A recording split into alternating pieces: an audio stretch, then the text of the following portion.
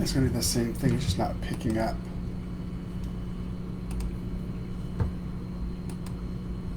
There we go. Maybe that'll work. I hope that works.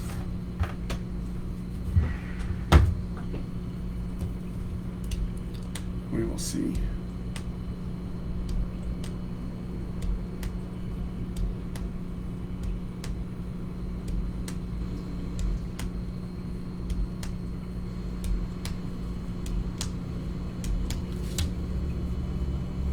Okay, well, that'd be fantastic.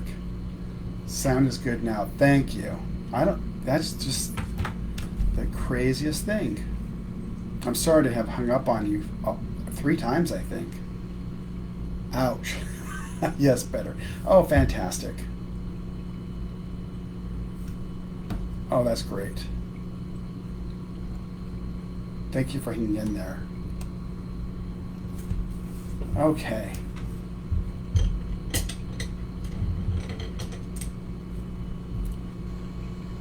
All right, that's good. Okay, fantastic. So today, what I thought we would do is look at some of the luminescents. I'll go over what the luminescents, what they mean. We'll talk about them a little bit. And then next week, what I plan to do is work with Angela and Ethel in terms of inviting artists on. I'm going to call it drop-in, and I'm going to invite different artists to talk about different aspects. And then we can go from that. They just have a lot to offer. So, and if you have questions for me, I love your questions. I'll also answer any questions.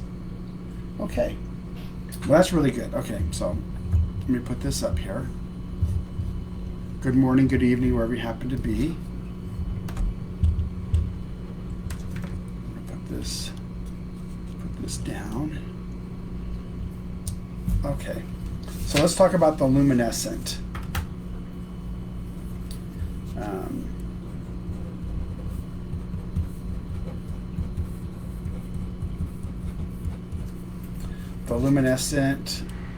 The luminescent series. Oh, thank you, Renee. That's Catherine Taylor's done that. I know they have great things coming up, so it's fantastic. I'll let her know that. So the luminescent series are colors that have, for the most part, mica and sometimes a silica. So mica and a silica. And there's four families of them. There's the duochrome. There's the interference. There's the pearlescent. And there's the iridescent.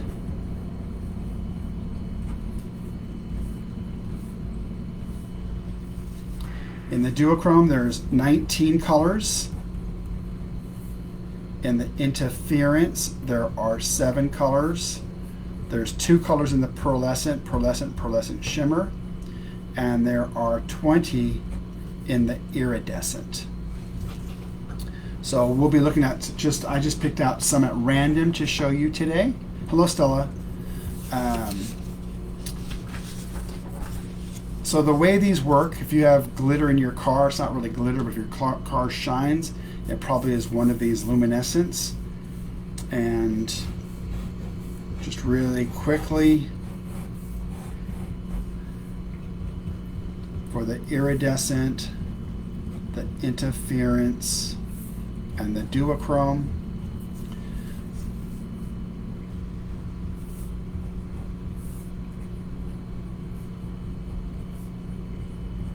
On the iridescent, there's mica or a silica, and when light comes down and hits it, it reflects.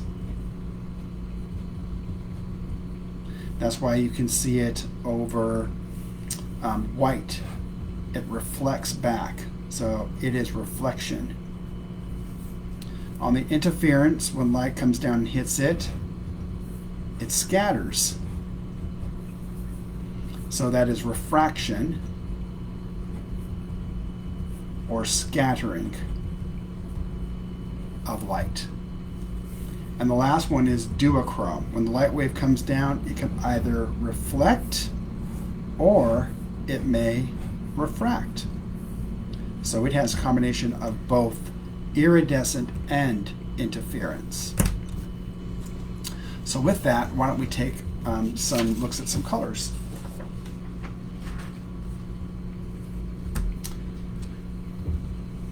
So I just picked some out at random and thought that we would look at just at random. I'm using the Stonehenge Aqua cold press in black. It's a 140-pound cold press. Okay, so it's in black. You could also, if you wanted to, you could use the Daniel Smith black ground. It would work as well.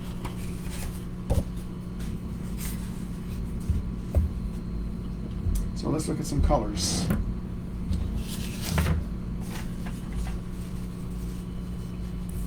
I'm hoping you can read that. I'm looking at my camera there.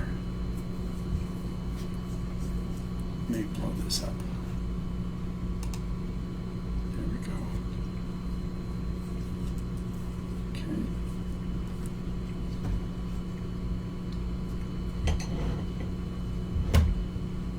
Oh, they'll love the feedback on the site. I know they've been working very hard on it.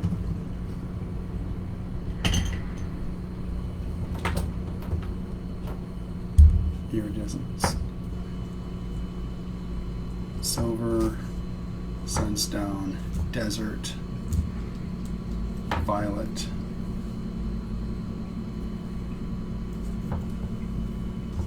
and pearl. Okay. Yes, Marsh black on any surface, gorgeous. Oh, Catherine will love that. Catherine and Lisa, I will tell them that. So this is going to be the iridescent blue silver, iridescent sunshine. Then we'll do a duochrome, desert bronze. This is duochrome emerald.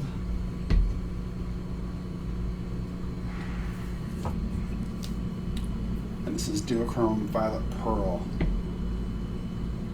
So Claudia Diaz-Hernandez really uses these quite well. So that's what they're going to look like in mass tone. That's right out of the tube. You can see they really shine right out of the tube. So let's look at blue silver first.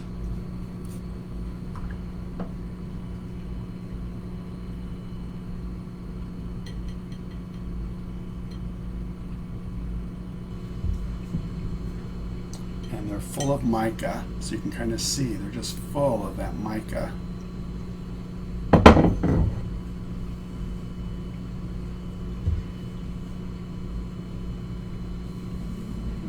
So that's the iridescent blue silver.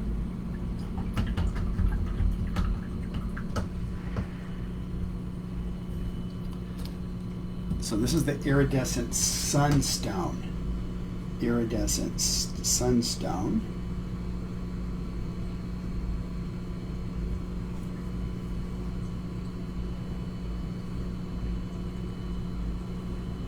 And where they're really going to punch is when they start to dry. Yes, I'm gonna talk to you, Angela, and to Ethel to see how I can invite artists to the site, because I think this would be a great one to have Claudia's input on. So the next one is going to be desert bronze. Desert bronze.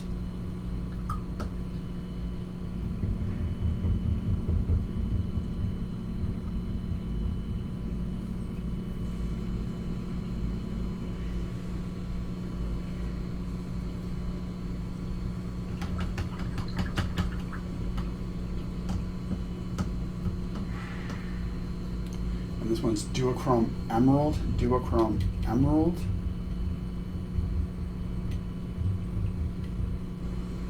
So, you know, butterflies, hummingbirds, some, Joseph I think uses one of them for flesh.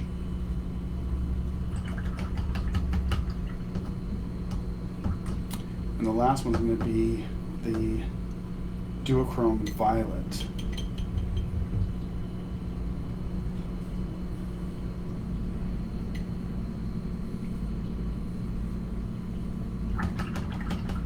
Yeah, I'm going to show you. So Angela says your water must be full of, yeah, it's just full of it. See that spinning around? So what I wanted to show you, this is why I always say these colors just love to share. I'm going to take some of the, just the water,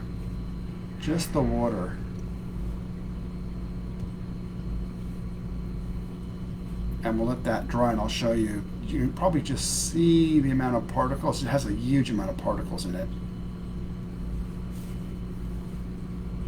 So we'll let that dry, and then I'll show you kind of what just the water.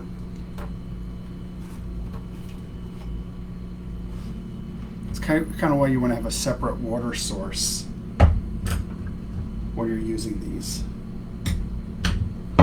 So there's the colors. Kind of doesn't do them justice. There we go.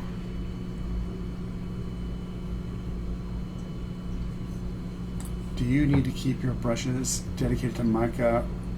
No. So Paula says, do you need to keep your brushes dedicated to mica paints once you use a mica paint with them? No, you don't, Paula. So what you would do is you would just at some point get some nice big clean water, and you would just wash your brush off. And that's going to take the particles out of it. So they'll release. But that's a good question. Let me do that. And let me put some more water on that there. So I'll show you that too. So they're starting to dry, and they're starting to really punch out now.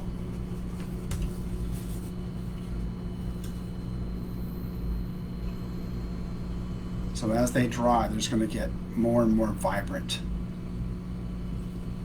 So what we'd expect is the iridescent, we're going to be able to see it over white. Iridescent blue silver. The iridescent sunstone we would see over white. The duochrome desert bronze we would see over white because it has both the reflective and the refractive. The same thing with the emerald, and the same thing with the violet. So I'm going to put that to the side and just have those take some more time to dry out.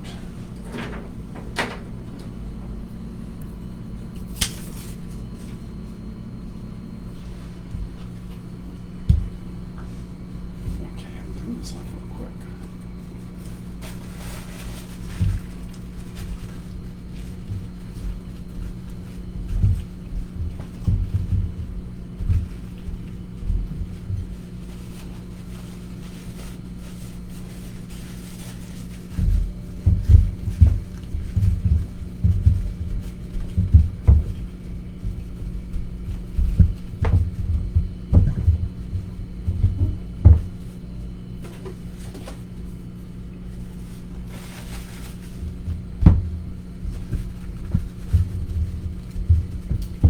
So I believe Giovanni, who's on right now, Giovanni uses them.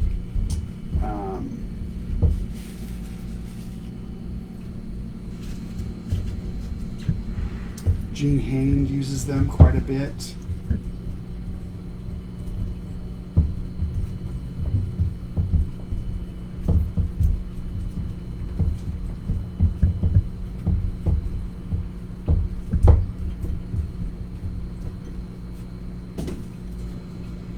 By the way, Giovanni, congratulations. Hello, Joanne Sharp. Joanne, two of your students sent me just wonderful cards. I appreciate that greatly. You've got great students. Okay, so we put that over to the side for a moment.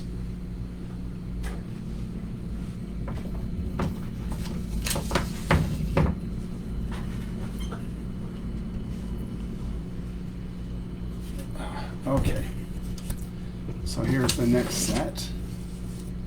And these are going to be the Duochrome Cabo Blue, the Duochrome Oceanic, Iridescent Goldstone, Iridescent Sapphire, and Iridescent Moonstone.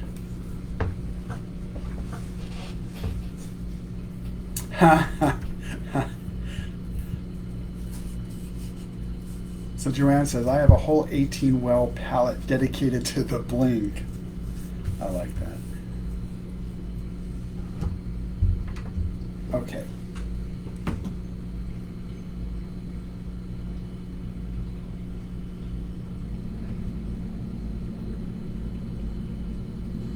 I'll get more on my fingers.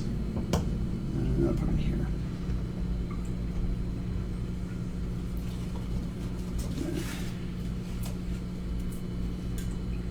Duochrome Oceanic.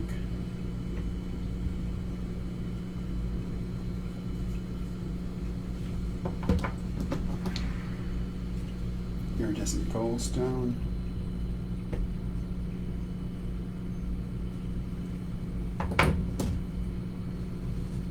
Iridescent Sapphire.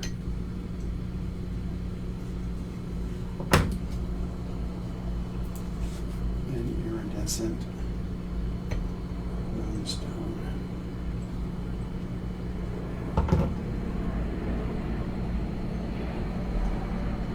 Okay.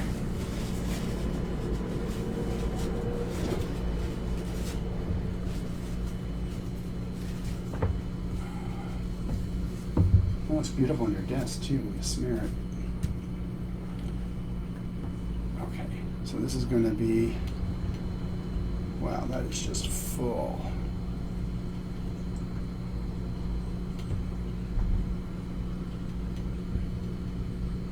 So this is going to be the Cabo Blue,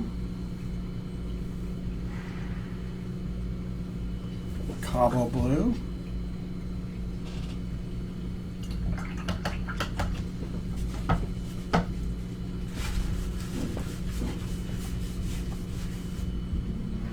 get it all over my desk.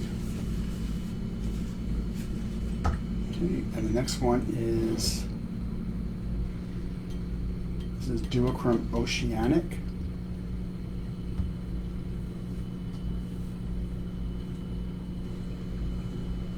Duochrome Oceanic. Trust me. Some water. This is Iridescent Goldstone.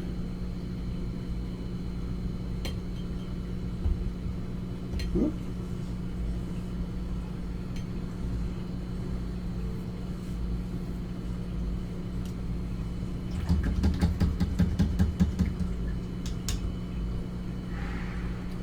This is Iridescent Sapphire.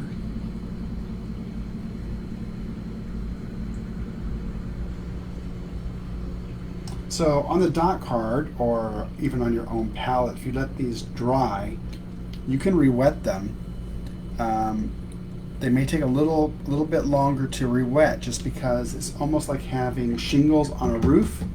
They pack really, really tight.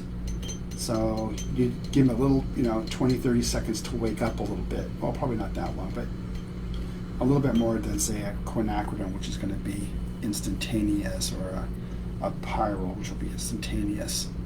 And that's just because these contain so much mica. Let me show you what that looks like. So these will dry here in a second. You should see them starting to come to life. They don't look as beautiful on the screen as they do in front of me, because when you have that light source, they just are vibrant. Really, really, really vibrant. So there we go. I don't think so. I don't believe so. I can hear. I think so. He's all fine. Hello, Agnes. So there's the colors we just looked at. I mean, light is everything.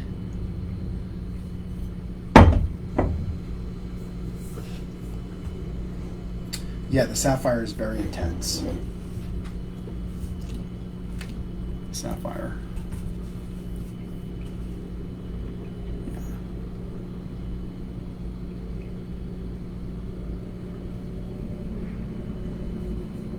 cobble blue is also super intense. Really, really, really, really intense.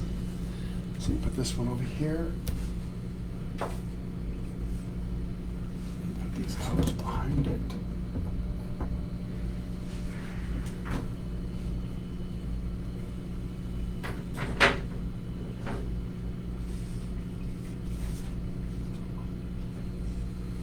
This is the first one we did. It's starting to dry. You can see as it dries, it really becomes super vibrant.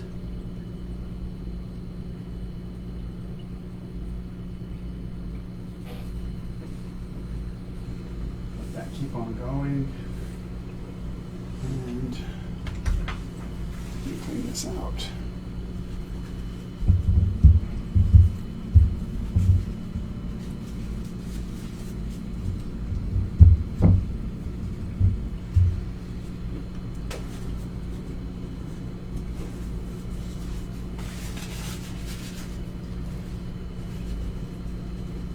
Good to see you, Agnes. I was just talking to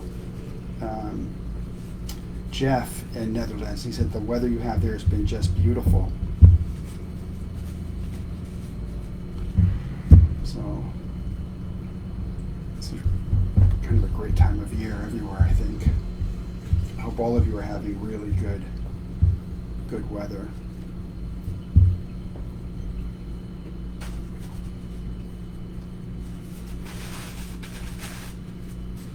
I think next year is going to be awesome. It's going to be really, really great to see you. It's going to be neat to, I love traveling and meeting people, so it's going to be wonderful to be able to do that once again.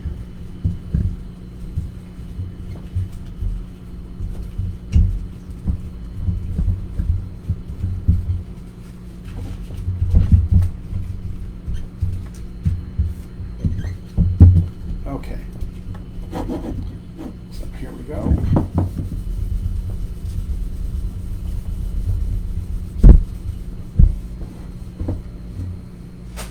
right. We're going to do 20 colors.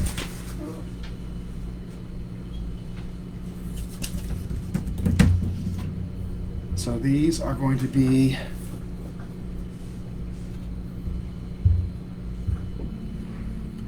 are they staining? So the iridescents,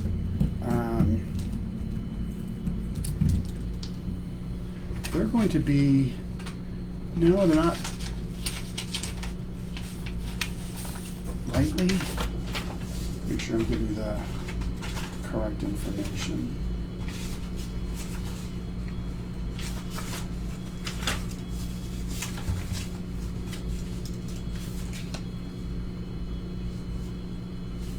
So they are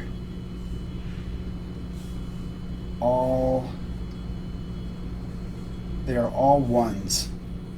So they're one for light fastness, which means they're extremely light fast. You'd expect anything for the cart industry to be light fast, and they are non-staining. Some are granulating, some are non-granulating. I can post that information if you want. I'm having skipping in my video here in New York. I wonder if that's, I know it's on autofocus, so if I move my hands, it'll go in and out. Hello, George.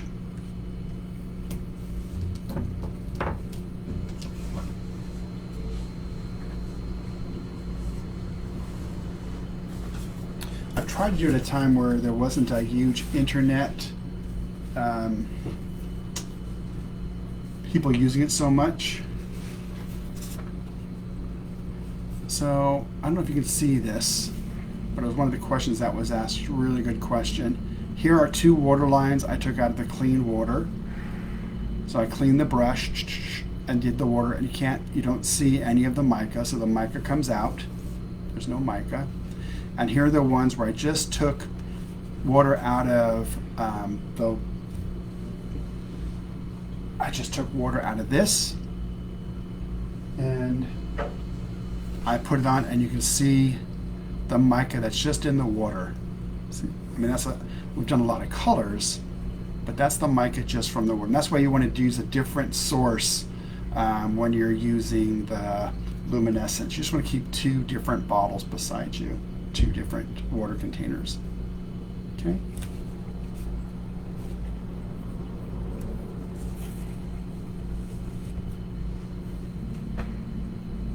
Oh, George, you are very, very welcome.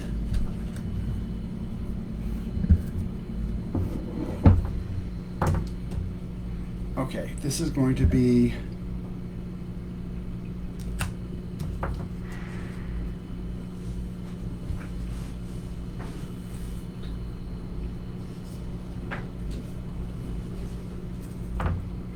iridescent garnet.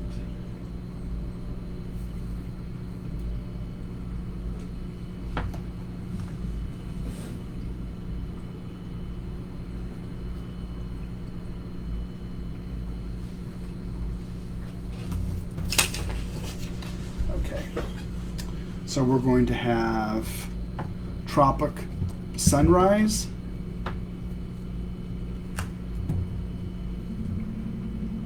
That's a duochrome. Antique Copper, that's going to be very bright. Iridescent Garnet, that's going to be bright. Duochrome Turquoise, and Iridescent Aztec Gold. Oh, that's good. So Joanne says even having dedicated brushes for mica paints work well. That'd be absolutely correct.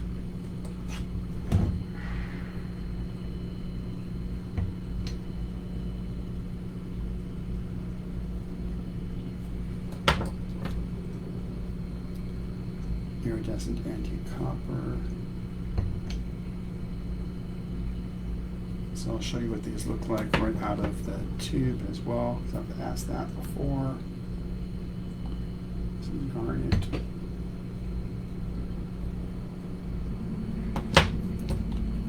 Duochrome turquoise.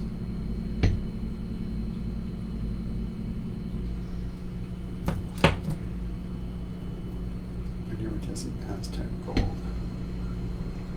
Okay. Let me show you what those look like. That's what they look like in mass tone.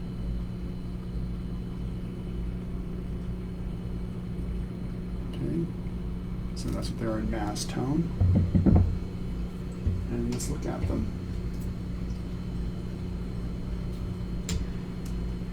So the first one is going to be Tropic Sunrise.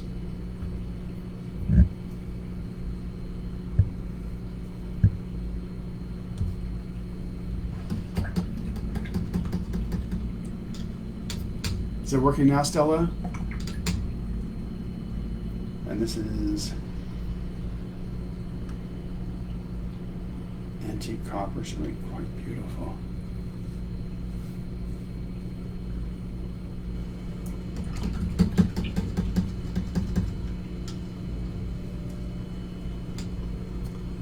This is the iridescent garnet.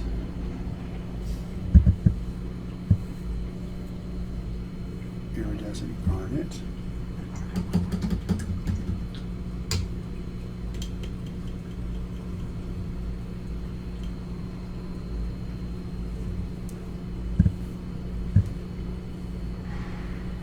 That's the duochrome turquoise. And this one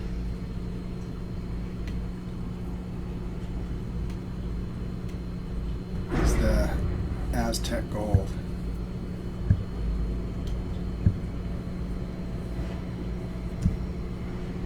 George, do you use the luminescent colors? And I use the Primatex. So there we go. Let me show that to you. As they dry, they'll really start to pop.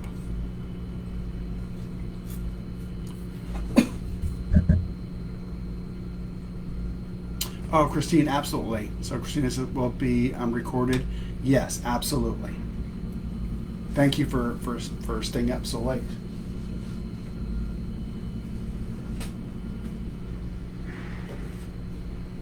Okay, while we're doing that one, While we're looking at that one, let me show you. As Lorena says, it becomes very much stronger as they dry. Makes sense. The water is going a little bit into the paper. Now you can see the pigment much more.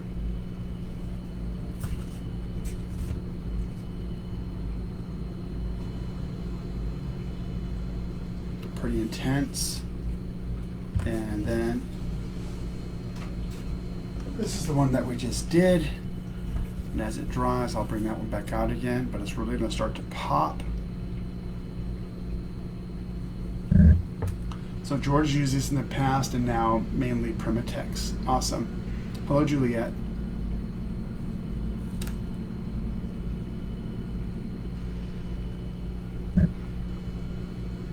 You have strain coming into your room.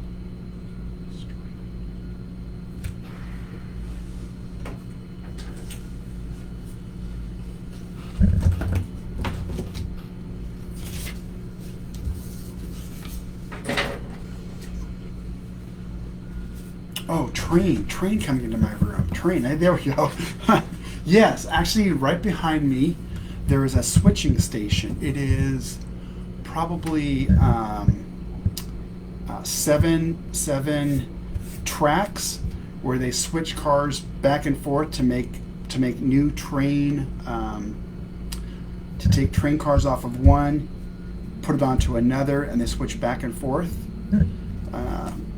It's really spooky when you're here alone at night. Many times I'm here at night, 1 o'clock in the morning, 2 o'clock in the morning. And when they first pull the cars, the box cars, when they first pull them, they make this incredibly loud noise. And boy, if you're not ready for it in the quiet, because at 1 o'clock in the morning here in downtown, it's very quiet. Almost everybody's gone home by that time. And to hear that loud crashing noise. The other thing that's kind of interesting with this train, with these trains, is the majority of them are remote controlled. There's nobody inside of them. They have big stickers on the side that say this railroad car is remote controlled. Don't be concerned because you don't see people. Kind of interesting.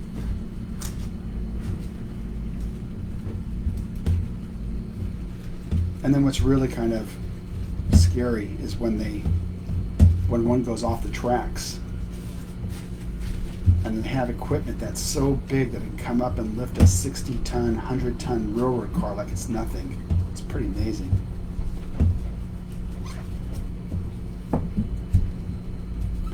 Okay, let me see.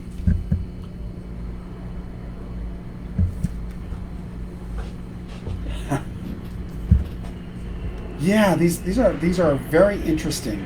Now there's also natural mica in some of the paints.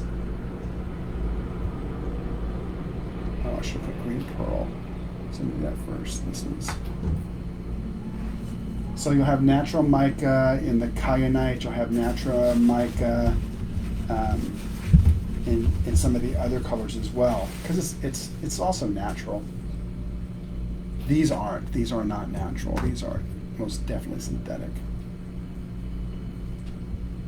Almost anything for the car industry is going to be synthetic because it has to be perfect. It has to be perfect because nobody wants any type of imperfections in their paint jobs.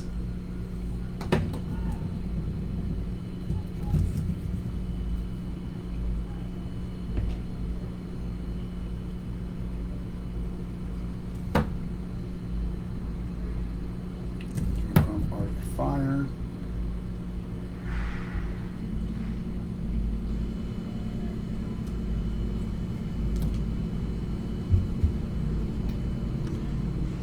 It has a little bit of the mica. Ah, there we go. Duochrome Violet Fantasy. So let's move it off my hand.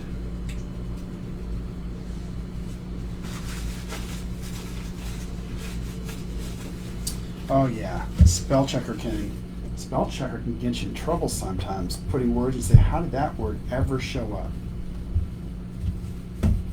I don't know if you've tried it, but now there's the one that does the speech recognition that I use when I'm in the car, because you can't have the phone out of the cradle. You can't be talking on the phone, so you can send stuff by using your voice. It works pretty good, but sometimes it sends, and it's pretty much has to be people you know, because it can send some strange stuff. Okay, this is the last one we did. I just wanted to show you that real quick. Okay. And so here we go. We'll do these. So this is going to be the green pearl.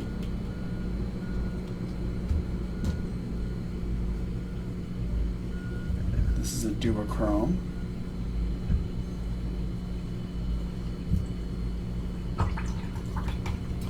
This is probably one of the most popular ones. It is iridescent electric blue. It's one of the most popular ones when it comes to the luminescence.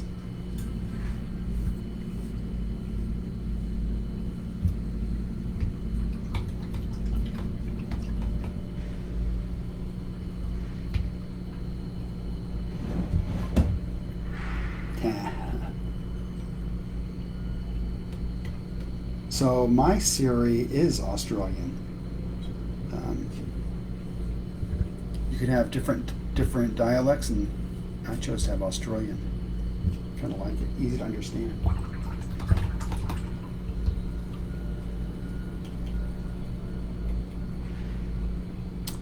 This is going to be the Duochrome Arctic Fire. Duochrome Arctic Fire.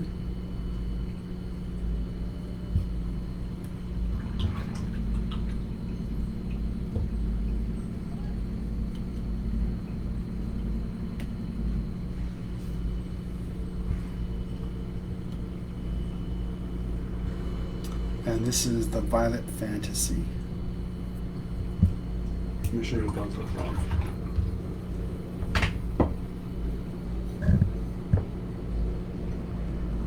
I like that. Chris says, mine is British to be sarcastic with me. There we go. These two are very difficult to see. So this is the Arctic Fire. This is the Arctic Fire, and this is the Duochrome Fantasy. So harder to see as a duochrome, I mean it would have more of the interference component, which we'll see next week. So I know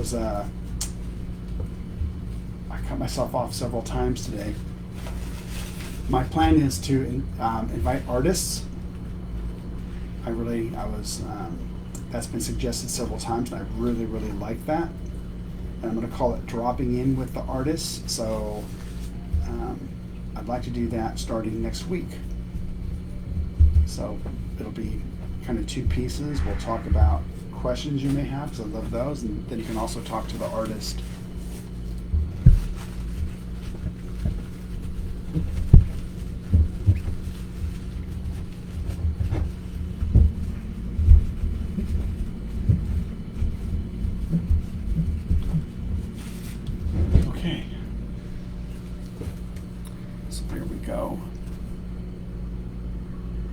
That's the electric blue. Electric blue, probably one of the most popular colors. This is the violet here. As it dries, it'll get more pronounced.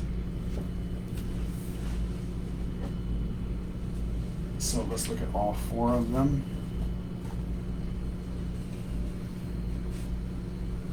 There we go.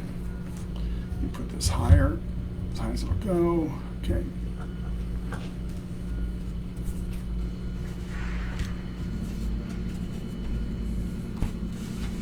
So, kind of dragging those off there.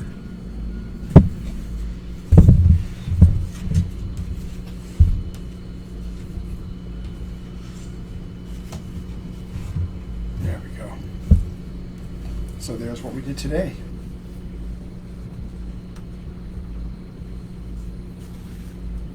So we had a mixture of Duochromes and iridescent colors. We went through 20. There's 48 of them. So we'll look at some more next week. It'd be cool to do a nebula. Yeah. They are fun to play with. Can you tell me what's the difference between a watercolor ground and a pastel ground used by pastel artists? So a watercolor ground, Carolyn, is made specifically for watercolor. And what it is, so imagine this piece of paper. Let's do it better. Let's do this white papers. Okay, so this is watercolor paper. Imagine this watercolor paper is this thick. The way that watercolor paper works is you want about half of it to be permeable to the water, and about half not to be. So when you're looking at the film, the paint film, you want a portion of it to sit on top of the paper and a portion of it to be anchored by the paper. If the paint can go all the way into the paper, i.e. it's unsized, then it's very dull. What you're getting back in terms of light refracting or reflecting and hitting it becomes very dull. So you want it to be anchored so it's not going to come off, but you also want it to go in and stay on the top so you have maximum refraction. A pastel ground is made for pastels. A pastel doesn't have to have a sizing. A pastel by nature isn't wet. It's not aqueous. It's not put into an aqueous water solution. So there's nothing really that is necessary to keep that water a little bit on the top of the paper and allow also for the paint to adhere a little bit on the inside of the paper. Everything can stay up on top. A pastel ground is also going to have more tooth because when you're using your pastel, you want it to be able to grab that pastel and take off that pigment. So it's going to have more tooth on the paper. Imagine sandpaper. Sandpaper would have a huge amount of tooth. That's unnecessary when it comes to watercolor. So lots of differences between the two. It's not made for watercolor. If you use it, your color is going to look very dull because it's all going to go inside of the paper. There's nothing to stop it. That's the big difference. I hope that answers that. It's a good question. Hello, Besnick. Welcome. So with that kind of goes over, and thank you. I'm sorry my machine conked out on me here 3 times today. Just to let you know, I really like the input of having artists come on, so that's what I'm going to work on, trying to marry Zoom and Facebook so I can do that. If you have any questions more on this, please let me know. Thank you for being with me on your Thursday, and I look forward to seeing everybody tomorrow or next week. So thank you for joining me. Carolyn, let me know if that answered your question. Okay, good. Carolyn says, thank you. I've tried both with different outcomes. Let me know if I can answer anything else on that. I'd love to. Thank you, everybody. I wish you health and wellness, and I'll see you either tomorrow or next week. Bye-bye.